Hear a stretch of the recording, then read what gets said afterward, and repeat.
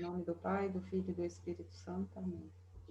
Inspirai ao Senhor as nossas ações e ajudai-nos a realizá-las, para que em vós comece e para vós termine tudo aquilo que fizermos. Por Cristo, Senhor nosso. Amém.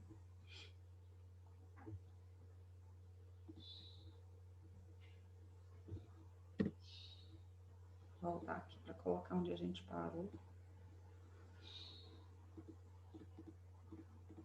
A gente tinha falado da radiografia periapical, né? E a gente falou da técnica radiográfica da obstetriz. Agora, a gente vai começar a falar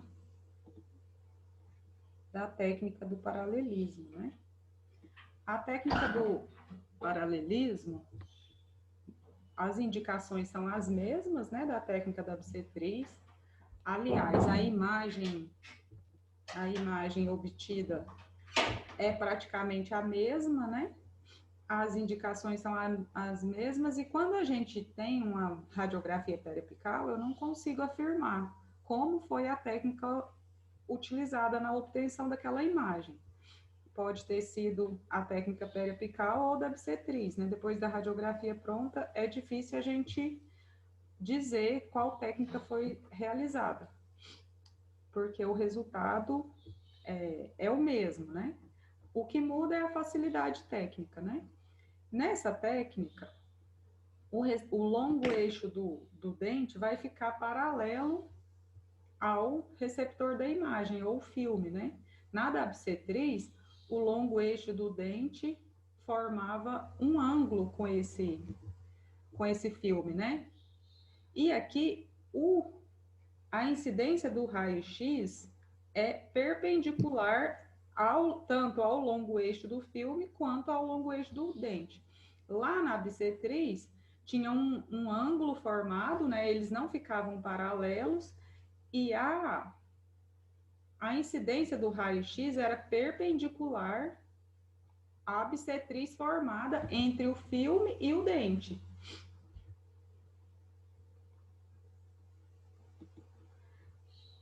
Então, a gente já tinha falado, né, desses critérios de qualidade, né, da radiografia, que precisa mostrar inteiramente as áreas, né, a serem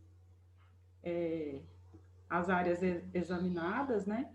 Isso quer dizer que quando eu faço uma radiografia, eu preciso mostrar toda a coroa do dente, uma radiografia periapical, né, e toda a raiz, inclusive mais ou menos de 3 milímetros após o final do ápice, né? Mostrar 3 milímetros de periápice.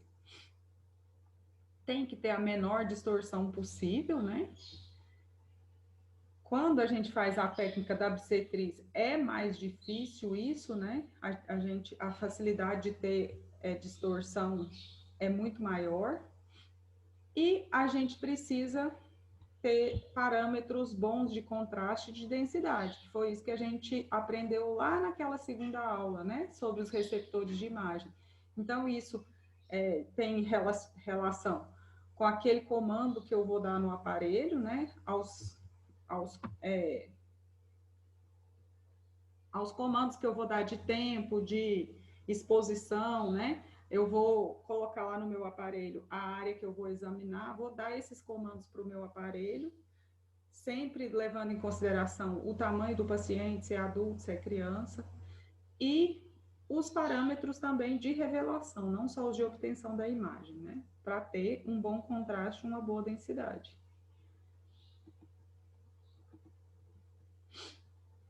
Então, a técnica de eleição é o paralelismo, como eu já falei, né?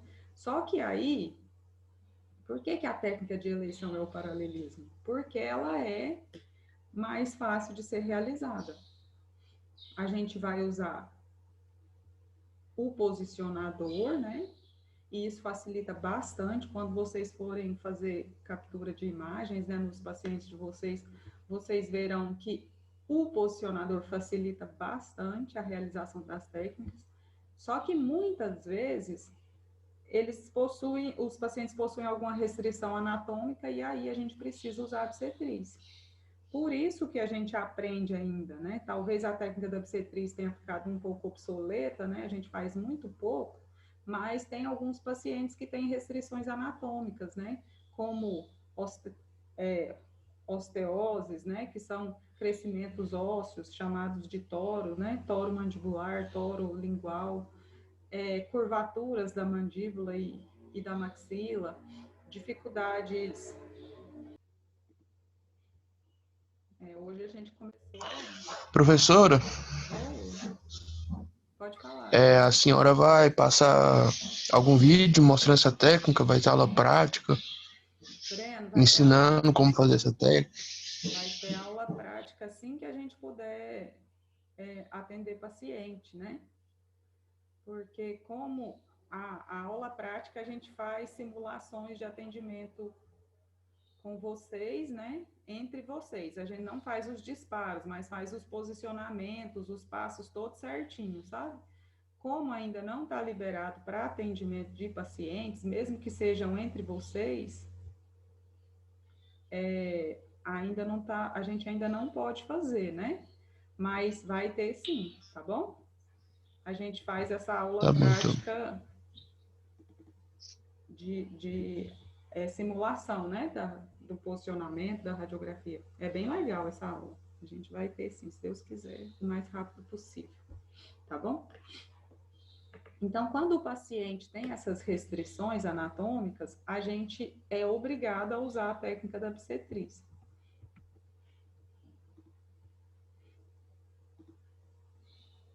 Isso aqui eu já falei também, né? Para preparar a unidade, usar as barreiras, orientar o paciente, ajustar a configuração do paciente, do aparelho, né? Aí depois que a gente vai lá lavar as mãos, examina a cavidade bucal do paciente, posiciona o cabeçote, né, o mais próximo, para depois ajustar o, o receptor, né, o posicionador aqui na boca, né? O receptor, que é o filme, junto com o posicionador. Aí eu posiciono o tubo, né? O cilindro localizador do tubo de raio-x tem que estar coincidente a esse anel localizador do posicionador, e aí sim eu faço a exposição, o disparo. Esses aqui são os posicionadores, né? Esses aqui são para dentes posteriores. Eles têm um que faz lado superior direito e inferior esquerdo, o outro faz lado superior esquerdo e inferior direito. E os para dentes anteriores, né? Que fazem tanto superior quanto inferior. Ele tem essa angulação aqui, ó, para posicionar no lábio, né, do paciente na região posterior, tanto de pré-molar quanto molar. E o anterior é reto, porque para os dentes anteriores não tem o obstáculo do lábio, né, da mucosa jugal do paciente.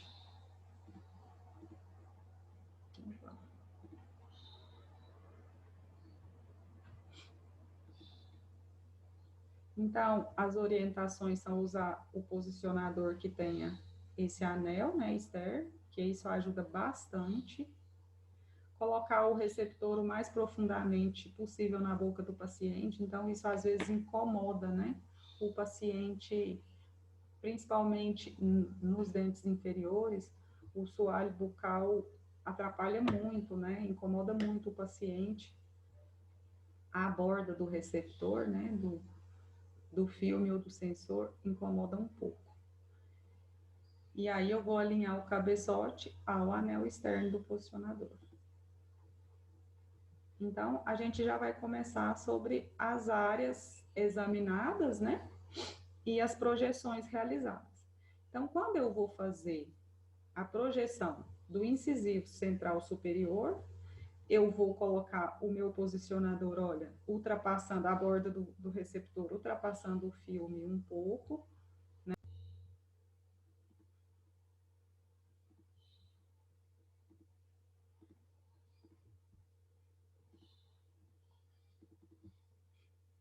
A incisal, ultrapassando as bordas da incisal do dente examinado, né? E ultrapassando o periápice. Porque eu preciso avaliar toda a coroa do dente, inclusive as bordas incisais, toda a raiz do dente, inclusive uma área do periápice.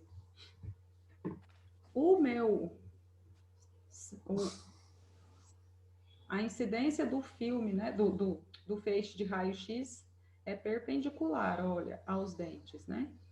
Aqui é uma simulação do sensor, né? Posicionado na boca do paciente e ele vai ficar assim, né? Perpendicular. Aqui mostra, olha, o longo eixo do dente paralelo ao longo eixo do filme. E aqui o paciente posicionado, olha o posicionador, né? E o paciente morde, né? Quem segura esse posicionador é o paciente, né? Com a sua arcada dentária.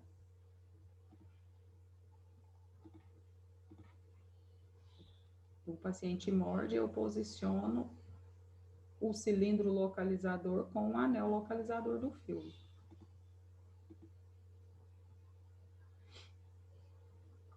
O incisivo lateral, né, e canino superior, a gente faz a incidência em um filme só, né, o lateral e o canino.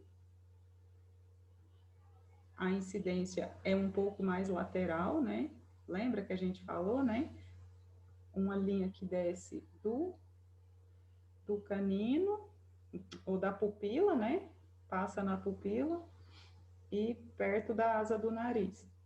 O próprio, quando a gente pede para o paciente morder, o próprio localizador mostra, né? Então, o paciente fica posicionado assim, né?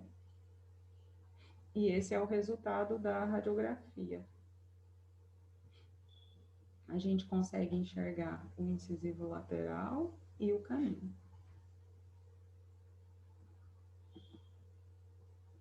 Aí, a próxima projeção é dos pré-molares, né?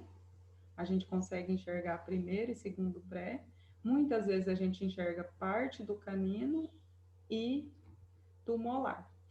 Algumas vezes a gente tem uma certa dificuldade na imagem da mesial do primeiro pré, porque ela se sobrepõe à imagem do canino. E aí, se a região de interesse for essa, né, a gente precisar muito, a gente varia um pouco esse ângulo horizontal, varia um pouco o posicionamento, né, faz um raio-x quase que de canino para eliminar essa sobreposição. O paciente fica posicionado assim, né? A gente já vê uma localização horizontal mais posterior. A gente vê aqui, ó, o anel localizador, né, do posicionador, coincidente com o cilindro do aparelho, né, do cabeçote do raio-x. E a imagem é essa, né? Primeiro pré, segundo pré. Como o filme é um pouco maior, geralmente o primeiro molar aparece aqui também. É isso que eu disse, ó. Muitas vezes tem uma sobreposição da distal do canino com o incisivo. Eu já aceitei o Santiago, Natália. Com a mesial do primeiro pré. Então, a gente faz algumas variações nesses ângulos, né, horizontais, para eliminar essa sobreposição. Ou, muitas vezes, eu analiso essa área examinada, quando o paciente faz um check-up radiográfico, né, eu analiso essa área junto com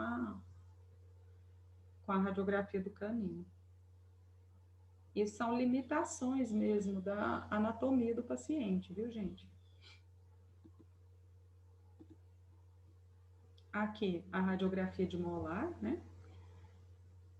A gente tem necessariamente de enxergar o primeiro molar, o segundo molar e o terceiro molar. Todas as coroas, todas as raízes.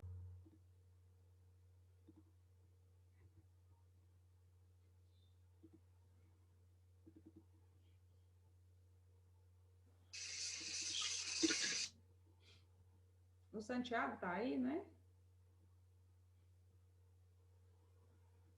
O problema é que muitas vezes os terceiros molares, né, que são os sisos, eles...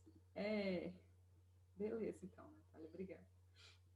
Eles estão em posições muito ectópicas, né? Posições variadas. Eles podem estar mais superiores, mais angulados, né? Muitas vezes a gente não consegue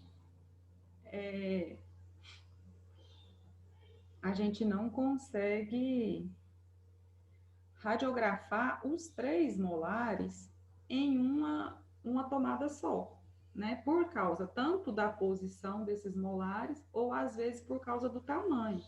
Então, muitas vezes a gente pode lançar a mão de fazer 2 radiografias dos molares. Isso é comum acontecer.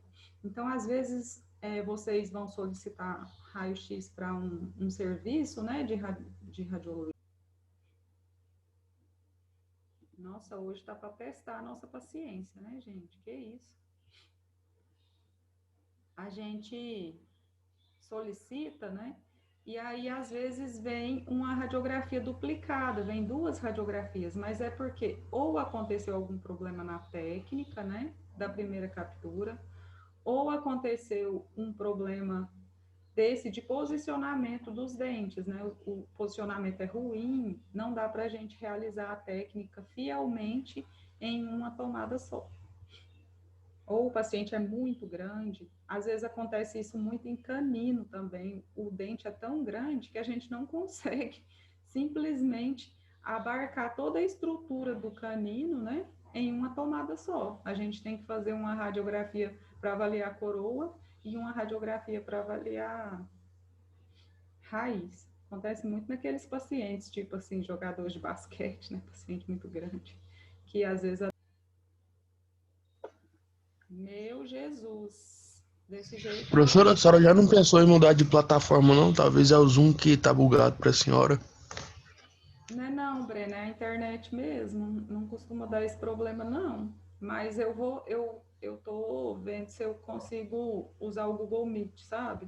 Eu só preciso fazer uns testes lá. Eu não Então, vou, eu ia falar ele mesmo, porque eu ele não, não, tipo assim, a aula vai toda nele, entendeu? Vai o tempo que for sem cair. é melhor mesmo. Mas é porque eu tô precisando de um tempo para parar para aprender a usar. Porque o pessoal da faculdade tinha prometido que ia ter uma plataforma própria, né? E até hoje eles não disponibilizaram essa plataforma. Por isso que aí eu me acomodei e falei, vou continuar com o Zoom, mas ninguém fala nada, então vou ter que parar para aprender a usar. Que eu não tenho segurança para assim, nós vamos usar e já começar a usar no horário da aula, entendeu? E meu tempo anda meio curto para parar. Mas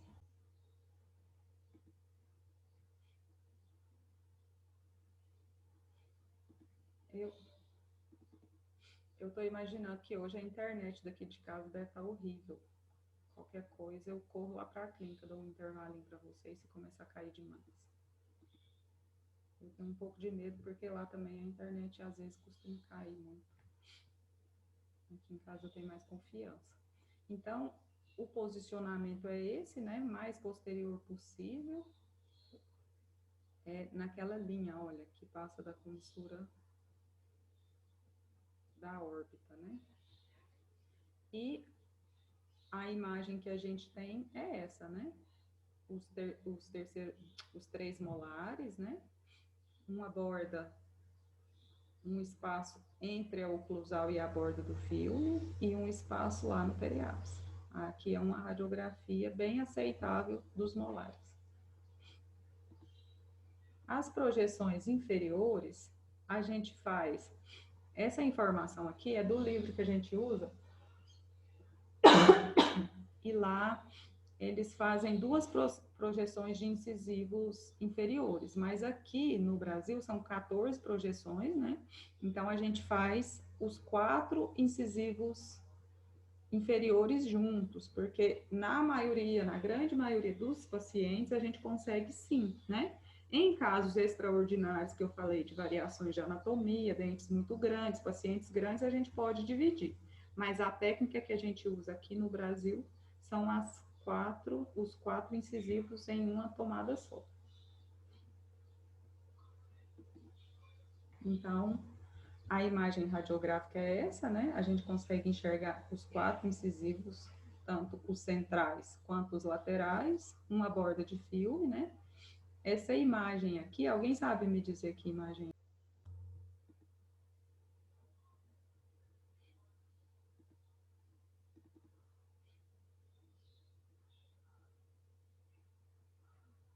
Eu vou ter que, a hora que encerrar essa aula aqui, vou ter que correr lá para a clínica, aí a gente, acho que lá a gente consegue melhor.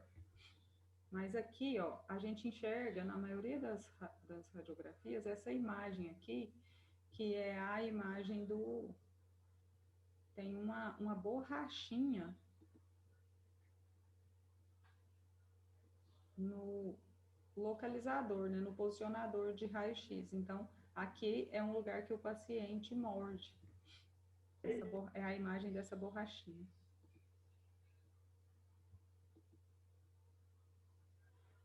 Na região inferior, então, né, na mandíbula, o canino é radiografado só, né? A gente faz uma tomada radiográfica só do canino. Então, a incidência é um pouco mais posterior, né? Por ser o canino, mais posterior que o incisivo. Aqui. E a imagem radiográfica é essa, né? Praticamente o canino. A gente enxerga parte do lateral e parte, ou eles inteiros, né? Do primeiro pré. Mas quando eu faço uma radiografia de canino, a minha obrigação é pegar unicamente o canino. Se ele sai inteiro, é o melhor. Pré-molar, né? Olha, o sensor fica posicionado na região dos pré-molares e a incidência de raio-x é perpendicular. A gente consegue enxergar, então, o primeiro pré e o segundo pré-molar inferior. Muitas vezes a gente enxerga o molar e o canino, o primeiro molar e o canino. A incidência é essa, né? Olha, aqui não saiu o canino, mas eu não tenho obrigação de enxergar o canino inteiro. Eu tenho obrigação de enxergar o primeiro e o segundo pré. Eles...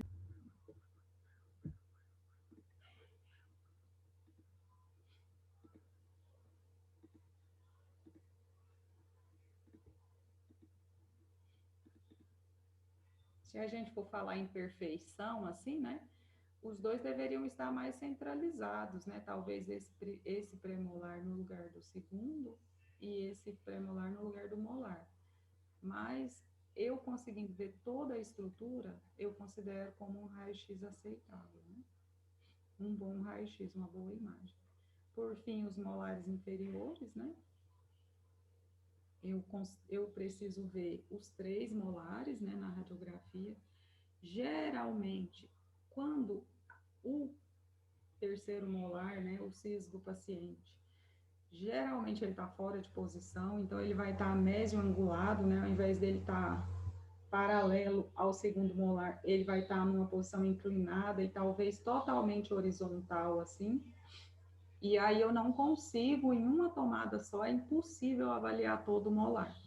Então, muitas vezes a gente faz, isso é muito comum, fazer 2 radiografias para avaliar o terceiro molar. Talvez eu preciso até associar técnicas, usar alguma outra técnica de localização, né? Tem uma técnica chamada técnica de Parma, que eu vario, vocês vão aprender no próximo semestre, que eu vario a angulação desse filme ou desse receptor para ficar mais posterior e inferior no ângulo da mandíbula aqui e enxergar esse terceiro molar. Porque geralmente quando ele está mesioangulado ou em posição horizontal, ou muito impactado, né, muito inferiorizado na mandíbula, o paciente vai ter uma dificuldade técnica na captura dessa imagem, né? E aí eu vou precisar fazer 2 radiografias de molares ao invés de uma só. Então, às vezes, por exemplo, eu preciso de uma radiografia para avaliar o 36, o paciente está com sensibilidade dolorosa ou está com a lesão no dente 36 e o terceiro molar está impactado, eu não consigo enxergar esse terceiro molar, mas não é para avaliar ele. Então, eu não vou irradiar o paciente desnecessariamente, simplesmente pela vontade de enxergar esse dente inteiramente, né? Mas eu vou avaliar, vou conseguir avaliar esse dente,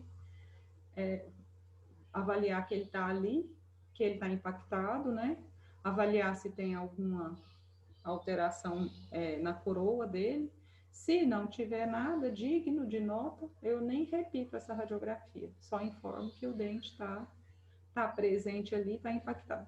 Agora, se a indicação do raio-x for para extração de terceiro molar, aí sim eu preciso avaliar esse dente e fazer uma segunda tomada radiográfica. Ou talvez eu nem consigo, né? Dá muito trabalho, é muito incômodo para o paciente, eu já parto para a radiografia panorâmica. Então, a imagem é essa.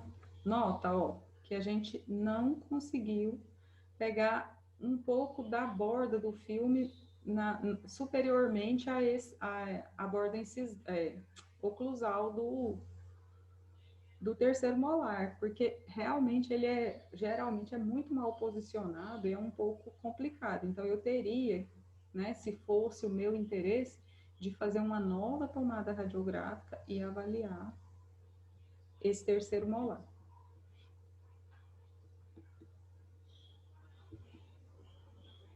As radiografias interproximais, né, ou bite-wing, elas são tomadas que são realizadas para avaliar só as coroas dos dentes, né? Então, quando eu não tenho interesse na avaliação das raízes, né?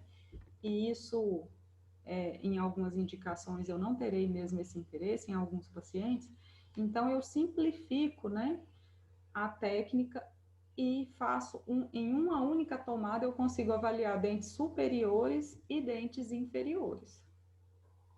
Professora, Oi, pode falar, Breno. apareceu agora porque a senhora tava falando, dava sem slide. Ah, tá.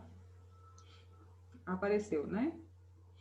Então, assim, a radiografia interproximal, eu consigo avaliar coroa dos dentes, tanto superiores quanto dos dentes inferiores, né? E eu consigo também, por causa dessa facilidade do feixe de raio-x entrar perpendicular a essa coroa, eu consigo uma melhor avaliação da proximal dos dentes, né? Da distal de um dente e da mesial do outro. Então, isso é muito bom para investigar cáries iniciais, né? Cáries nas proximais dos dentes que são iniciais e também são úteis para avaliar a crista óssea periodontal, né? Em doença periodontal inicial. Então, para avaliar cárie incipiente, que quer dizer cárie incipiente? Cárie nos estados iniciais. E restaurações secundárias, né? Restaurações, cáries secundárias, cáries sob restaurações. Cáries que acometem um dente que já foi restaurado. E esse dente que já foi restaurado um dia, volta a apresentar cárie, né? Geralmente, a radiografia interproximal é realizada só nos dentes posteriores. Antigamente, a gente tinha uma técnica de raio-x interproximal para dentes anteriores, mas era só para economizar filme. Como hoje a gente usa sensor, a gente não faz mais raio-x interproximal anterior. O raio-x interproximal é só para dentes posteriores. Então, ela vai incluir na mesma imagem as coroas dos dentes superiores e inferiores, né? Como eu disse, são importantes para detectar as cáries em estágio iniciais e são úteis para avaliar a crista óssea periodontal do paciente. Eu vou encerrar a aula, então, e vou pedir para vocês um intervalinho de uns 10 minutos, que eu vou ver se eu consigo ir lá para a clínica, que acho que lá vai ser melhor, a internet vai estar mais estável, tá bom? Vocês têm paciência para esperar um pouquinho? Pode ser? Sim ou não, gente? Conversa Pode comigo. ser sim, professor. Então tá. Tá bom. Daqui a pouquinho eu já chamo vocês no WhatsApp, tá?